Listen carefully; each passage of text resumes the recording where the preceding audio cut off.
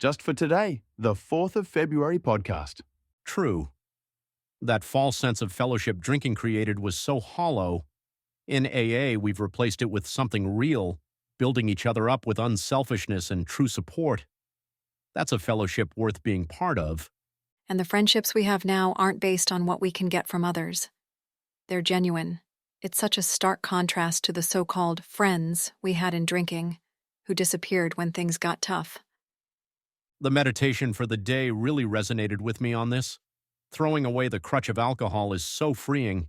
It's not just about sobriety, it's about trusting God's power to lead us step by step. Exactly. God's power isn't just a replacement for the crutch. It's what invigorates us and gives us the strength to keep moving forward, even when it's hard. That's where real victory comes from. Absolutely. Let's end with today's prayer.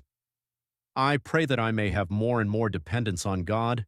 I pray that I may throw away my alcoholic crutch and let God's power take its place.